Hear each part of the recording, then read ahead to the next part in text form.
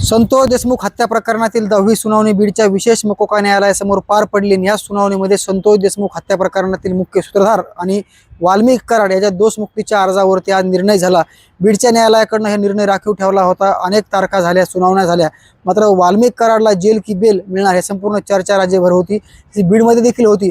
संतोष देशमुख हत्या प्रकरणातील मुख्य सूत्रधार वाल्मिक कराडचा जामीन जो दोषमुक्तीचा अर्ज आहे तो बीडच्या विशेष मकोका न्यायालयाकडून फेटाळण्यात आलेला आहे। एकंदरीत पाहायला गेलं तर संतोष देशमुख हत्या प्रकरणामध्ये जो मुख्य सूत्रधार देखील CID आणि SITने तपास केला होता आणि वाल्मिक कराडवरती मुख्य सूत्रधार म्हणून ठपका ठेवला होता, त्याच वाल्मिक कराडांकडून ज्यांचे वकील आहेत विकास खाडे यांच्या माध्यमातून बीडच्या विशेष मकोका न्यायालयासमोर दोषमुक्तीचा अर्ज करण्यात आला होता। या दोषमुक्तीचा अर्ज आज बीडच्या विशेष मकोका न्यायालयाने फेटाळला आहे। आज बीडच्या विशेष मकोका न्यायालयामध्ये ज्यावेळेस सुनावणी सुरुवात झाली, प्रत्यक्षात सुनावणीला सुरुवात झाली, त्यावेळेस विशेष सरकारी वकील उज्ज्वल निकम आणि सहाय्यक सरकारी वकील बाळासाहेब कोल्हे, तर आरोपीचे वकील विकास खाडे आणि त्याचबरोबर इतर आरोपींचे वकील देखील न्यायालयामध्ये हजर होते। आणि याच दरम्यान जे की निर्णय न्यायालयाने राखून ठेवला तो निर्णय आज न्यायालयाने दिलेला आहे। म्हणून वाल्मिक कराडला मोठा धक्का मानावा लागेल, कारण वाल्मिक कराडचा आता बीडच्या जिल्हा कारागृहामधील मुक्काम वाढल्याच्या ठिकाणी पाहायला मिळते। तर दुसरीकडे वाल्मिक कराडने आता जामिनासाठी देखील अर्ज केलेला आहे। आणि विशेष पाहायला गेलं तर संतोष देशमुख हत्या प्रकरणातील जे इतर आरोपी आहेत, मग त्याच्यामध्ये विष्णू चाटे असेल, महेश केदार असेल, जयराम चाटे असेल, प्रतीक घुले असेल, आणि जे की या संपूर्ण हत्या प्रकरणाच्या अनुषंगाने ज्या संतोष देशमुख यांची निर्घृणपणे हत्या केली, या संपूर्णच आरोपींनी आज बीडच्या विशेष मकोका न्यायालयासमोर दोषमुक्तीचा अर्ज केलेला आहे, डिस्चार्ज ॲप्लिकेशन केलेलं आहे। आणि या संपूर्ण अर्जावरती आपलं जे म्हणणं आहे ते SIT आणि त्याचबरोबर सरकारी पक्षाकडनं मांडण्यात आलेलं आहे। विशेष पाहायला गेलं तर या संपूर्ण प्रकरणावरती आज ज्यावेळेस सुनावणी पार पडली आणि या सुनावणी दरम्यान आज जे बीडच्या न्यायालयामध्ये जे काय घडलं असेल ते वाल्मिक कराडच्या दोषमुक्तीचा अर्ज फेटाळला गेला आणि वाल्मिक कराडला मोठा धक्का मानावा लागेल, कारण आज संपूर्ण प्रकरण ज्यावेळेस न्यायालयामध्ये पार पडलं, चार्ज फ्रेम प्रकरण करा अशी विनंती न्यायालयाकडे सरकारी वकील उज्ज्वल निकम यांनी केली गेली। आणि या दरम्यान ज्यावेळेस आरोपीचे वकील विकास खाडे यांनी स्पष्टपणे म्हटलेलं होतं की हे संपूर्ण प्रकरण चार्ज फ्रेम करत असताना जे की दोषारोपपत्र दाखल केलेलं आहे 1400 पानांचं, त्यापैकी काही डॉक्युमेंट आमच्याकडे अद्यापर्यंत उपलब्ध नाहीत, ते डॉक्युमेंट आम्हाला मिळाले पाहिजेत।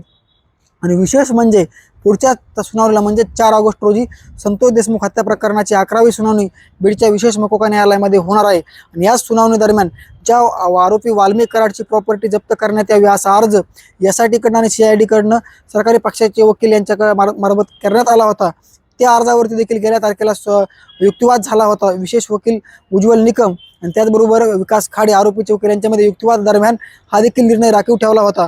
म्हणून आता या जे की दोषमुक्तीच्या अर्जावरती आज न्यायालयाने निर्णय दिलेला आहे, मात्र ज्या प्रॉपर्टी जप्तीच्या अर्जावरती आता पुढच्या म्हणजे 4 ऑगस्ट रोजी विशेष न्यायालय निर्णय देणार आहे। तर दुसरीकडे जो आरोपी वाल्मिक कराडने आपल्याला जामीन मिळावे म्हणून अर्ज केलेला आहे त्या देखील अर्जावरती दोन्ही पक्षाचं म्हणजे सरकारी पक्ष आणि त्याचबरोबर बचाव पक्षाचं म्हणणं न्यायालय ऐकून काय निर्णय देते हे देखील पाहणं महत्त्वाचं असणार आहे।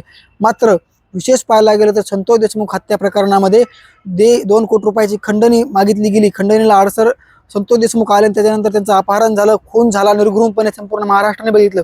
मात्र ज्या व्यक्तीचं नाव या संपूर्ण प्रकरणामध्ये जरी पडद्यामागं असेल ते वाल्मिक कराड, त्याच वाल्मिक कराडच्या दोषमुक्तीच्या अर्जाला आज न्यायालयाकडनं फेटाळण्यात आलेला आहे। म्हणून या पुढच्या न्यायालयात आम्ही धाव घेणार आहोत, नेमकी त्या ज्या अर्ज फेटाळला आहे नेमकी त्या अर्जामध्ये काय म्हटलेलं आहे, कोणत्या कोणत्या बाबींवरती अर्ज फेटाळलेला आहे हे आम्ही संपूर्ण बघून पुढच्या न्यायालयामध्ये धाव घेऊ किंवा वरिष्ठ न्यायालयामध्ये धाव घेऊ असं वकील जे की आरोपीचे वकील विकास खाडे यांनी म्हटलेलं आहे। नक्कीच आता पुढे जातेत की नक्कीच इथं थांबते देखील पाहणं महत्त्वाचं असणार आहे। मात्र त्यांनी स्पष्टपणे म्हटलेलं आहे की आम्ही आता वरिष्ठ न्यायालय म्हणजेच हायकोर्टामध्ये दाद मागणार असल्याचं देखील विकास खाडे यांनी म्हटलेलं आहे।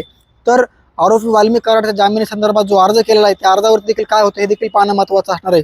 मात्र संपूर्ण केसच्या अनुषंगानं 10 सुनावण्या पार पडल्या आणि 11वी सुनावणी जी आहे ते 4 ऑगस्ट रोजी होणार आहे। या सुनावणीमध्ये नेमकी काय घडतंय हे देखील पाहणं महत्त्वाचं असणार आहे। वाल्मिक कराडला जामीन मिळते की जामीन फेटाळली जाते हे देखील पाहणं महत्त्वाचं असणार आहे। मात्र दुसरीकडे